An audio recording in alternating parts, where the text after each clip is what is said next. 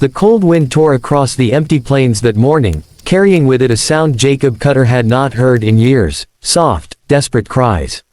As he tightened the reins of his horse, the rancher saw 3 fragile figures stumbling out from the yucca bushes, barefoot, weak, and terrified.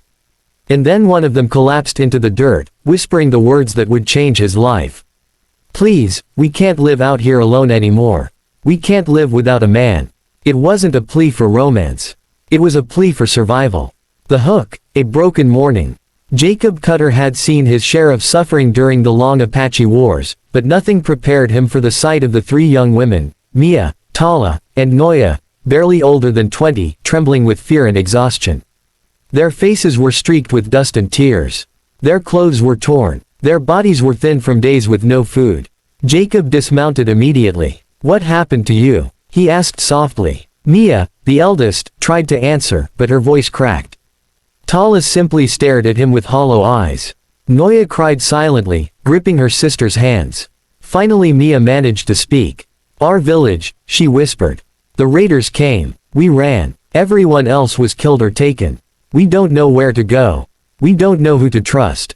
She lifted her eyes to Jacob's face. "We can't survive out here alone. We need help. We need safety, even if that means living by a man's rules." Jacob felt something twist inside him. He had lived alone for 6 years since losing his wife and son in a fever. He had sworn never to take responsibility for another soul. But he couldn't walk away from 3 people who had lost everything. "Come with me," he said gently. "You'll stay at my ranch. No one's going to hurt you there." Life on the ranch, a new beginning. The Cutter Ranch sat in a lonely valley miles from town. Jacob rarely saw travelers, and he preferred it that way. But suddenly, the ranch wasn't silent anymore. The Apache girls brought life into it, quiet at first, then warming over time. Mia, the calm and responsible one, helped repair the broken fences. Tala, quick-witted and brave, learned to ride Jacob's spare mare. Noya, the youngest, filled the cabin with soft humming and laughter no one had heard there in years. Yet, beneath all of it, they carried a deep fear, the fear of being sent away, of being alone again in a world that had taken everything from them. Jacob sensed it. One night, as he sat by the fire, Noya finally said the words none of them had dared to voice. "We meant what we said, we can't live without a man. Not because we're weak, but because we've lost everyone who protected us. We don't want to be alone again." Jacob looked at the 3 girls, so young, so wounded, so determined to survive. "You don't need a man to live," he replied. "But you might need a place to feel safe. And you have that here." Mia's eyes shined for the first time since he found them. Tension rises, trouble from town. But word spreads fast in lonely places. Within 2 weeks, some townsfolk grew suspicious. 3 Apache girls living on the ranch of a widowed white man. Gossip turned to threats. One afternoon, Sheriff Claiborne rode up with 4 armed men. "Jacob," he said, "people are complaining. They want these girls turned over. They say they're dangerous, or maybe connected to raiders."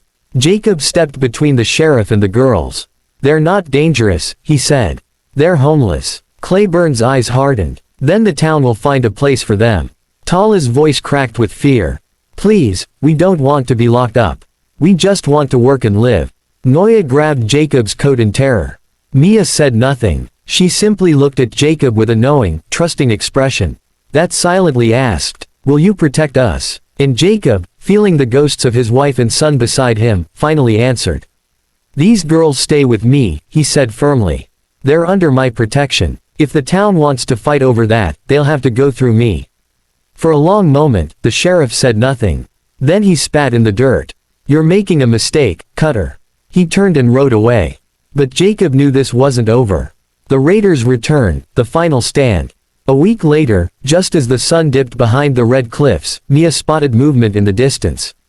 Riders. 5 of them. Fast. Armed. Dangerous. The same men who attacked the girls' village. Jacob grabbed his rifle. "You 3 get inside," he ordered. But Mia stepped forward. "No. This time we stand with you."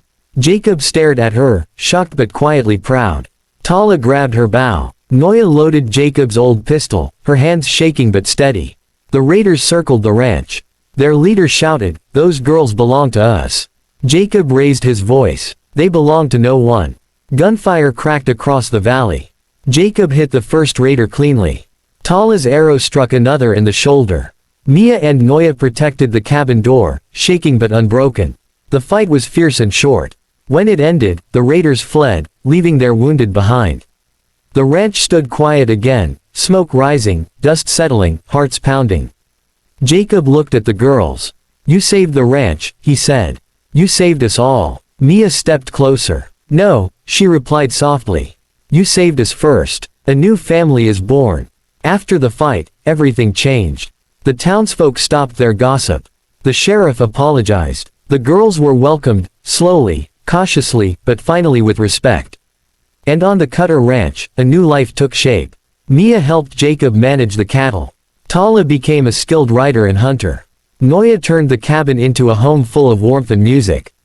One evening, sitting together under the stars, Mia spoke again. "We don't say, we can't live without a man, anymore. What we mean is, we can't live without family. In this place, we're family now." Jacob felt a peace he hadn't felt in years. Family. Something he thought he had lost forever. The final message, hope in harsh lands. The Wild West was a hard and lonely place. But on the Cutter Ranch, 4 broken souls found strength again.